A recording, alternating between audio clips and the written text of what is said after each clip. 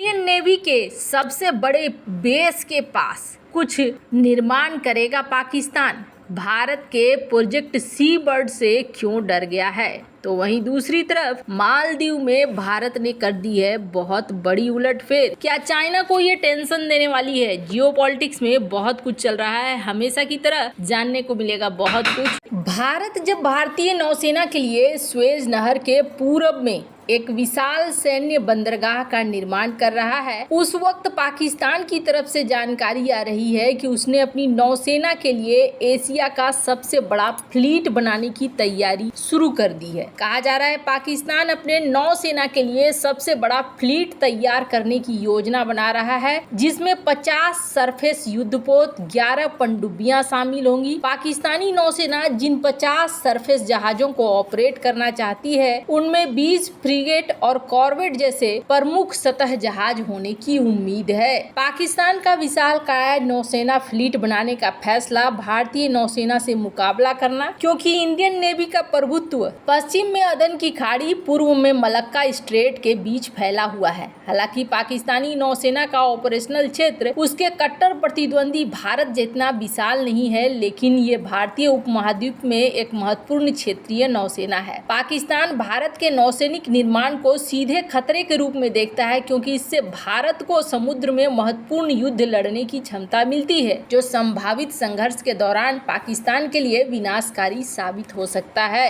कहा जा रहा है कि पाकिस्तान का डिफेंस सेक्टर अभी भी ज्यादातर जहाज निर्माण और नौसैनिक सब सिस्टम के लिए टर्न की सपोर्ट की पेशकश नहीं कर सकता है। पाकिस्तान के पास अभी भी diesel engine, gas turbine, semiconductor, composite manufacturing या फिर एडवांस ग्रेड स्टील को बनाने की क्षमता नहीं है। कहा जा रहा है पाकिस्तान को डिफेंस सेक्टर में मूल प्रणालियों के निर्माण की दिशा में भी काम करना चाहिए। डिफेंस सेक्टर में स्थानीय विक्रेताओं जैसे कि राज्य स्वामित्व वाले संस्थाओं जैसे स्टिंगरे टेक्नोलॉजी के साथ साझेदारी बनाने पर विचार करना चाहिए। पाकिस्तानी डिफेंस एक्सपर्ट का कहना है कि पाकिस्तान को डिफेंस सेक्टर में भारतीय मॉडल को अपनाना चाहिए, जिसने पिछले कुछ सालों में अपने डिफेंस मैन्युफैक्चरर को बढ़ाने के लिए विदेशी विक्रेताओं और भारतीय विक्रेताओं के बीच जॉइंट वेंचर बनाने की दिशा में काफी काम किया है, और इसके लिए सबसे बड़ा कार्यक्रम है मेक इन इंडिया। हाल ही में जर्मन थीसेन ग्रुप ने भारतीय ship builder Mazagon dockyard limited के साथ डिफेंस प्रोडक्शन की साझेदारी की है, और स्पेनिश नवंतिया ने भारत के लिए AIP टेक्नोलॉजी वाले पनडुब्बियों के निर्माण के लिए बोली लगाने के लिए LNT के साथ हाथ मिलाया है। हालांकि पाकिस्तान की डिफेंस कंपनियों के लिए ये काम इतना आसान नहीं है, क्योंकि ज्यादातर पाकिस्तानी कंपनियां चीन के साथ काम करने की वजह से और परमाणु हथियार बनाने के लिए सामानों की तस्करी करने के आरोप में अमेरिका से ब्लैकलिस्टेड है। लिहाजा विदेशी कंपनियां किसी भी हाल में पाकिस्तान के कंपनियों के साथ जॉइंट वेंचर के मैदान में नहीं उतरेंगी।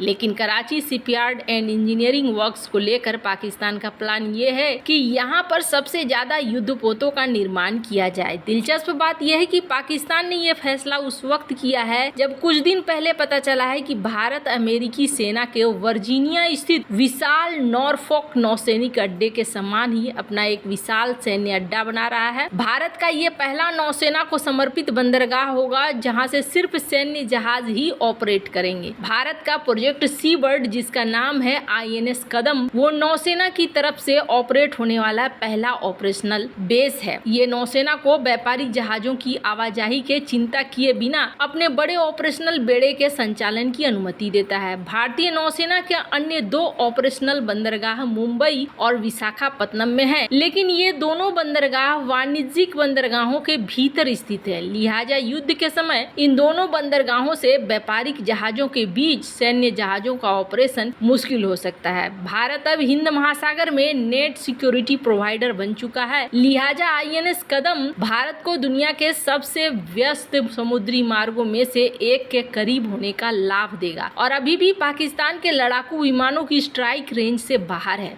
ये एक प्राकृतिक गहरे पानी का बंदरगाह है जो एक एयरक्राफ्ट कैरियर, विध्वंसक, गुप्त युद्धपोत, पनडुब्बियों को समायोजित कर सकता है। बेस के मुख्य कार्यों में सतह और पनडुब्बी बेड़े का रखरखाव, ओवरऑल और मरम्मत शामिल है। पाकिस्तान ने 2015 में अपनी एक विशालकाय नौसेना बनाने का प्लान रखा था और उसने 2015 में चीन से 8 S-26 एयर डिपेंडेंस प्रोपल्सन से सुसज्जित हैंगर क्लास की पनडुब्बियों को खरीदने का पहला कॉन्ट्रैक्ट किया था और इस परियोजना के तहत पाकिस्तान 4 जहाजों का निर्माण करेगा। बाकी का निर्माण चीन शिप बिल्डिंग इंडस्ट्री कॉरपोरेशन में किया जाएगा। कई तरह से अभी देखने को ये मिल रहा है कि KSEW में कई नई छोटी पनडुब्बियां देखी गई है। आधिकारिक तौर पर पाकिस्तानी नौसेना ने इनकी विशेषता को लेकर कुछ भी नहीं बताया है, पर हाँ, पाकिस्तान की नौसेना तैयार हो रही है। भारत के लिए ये बहुत ही ज्यादा खास है।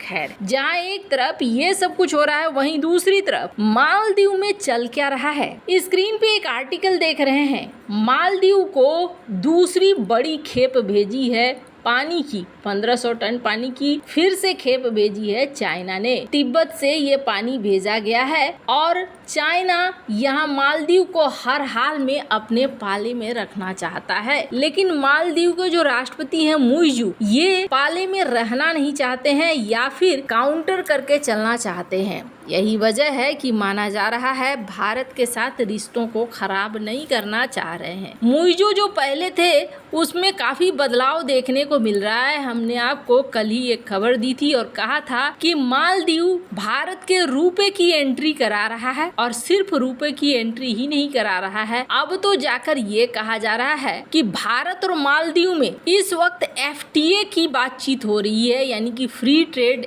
एग्रीमेंट की बातचीत हो रही है। मालदीव के आर्थिक विकास व्यापार मंत्री मोहम्मद सईद ने कहा है कि भारत चाहता है कि साफ्टा यानी कि दक्षिण एशियाई मुक्त व्यापार समझौता के अलावा मालदीव से अलग से एक मुक्त व्यापार समझौता हो। सईद ने कहा कि मालदीव के राष्ट्रपति चाहते हैं कि कई देशों के साथ फ्री ट्रेड एग्रीमेंट सामने आए और फ्री ट्रेड एग्रीमेंट हो। भारत और मालदीव के बीच 1981 का व्यापार समझौता आवश्यक वस्तुओं के निर्यात से संबंधित है। भारतीय उच्चायोग के रिकॉर्ड के अनुसार मामूली शुरुआत से बढ़ते हुए भारत मालदीव द्विपक्षीय व्यापार 2021 में $30 करोड़ को पार कर गया था। 2022 में $50 करोड़ को पार कर गया था और यहाँ अब भारत भी चाहता है कि फ्री ट्रेड एग्रीमेंट साइन हो। अब सवाल ये होता है कि क्या फ्री ट्रेड एग्रीमेंट साइन होगा? आने वाले समय में ये देखने को मिलेगा, लेकिन भारत यहाँ पर पैसा लगा रहा है तो भारत पैसे को बेकार जाने तो नहीं ही देगा, ये माना जा रहा है। यानी समय के साथ उस पैसे का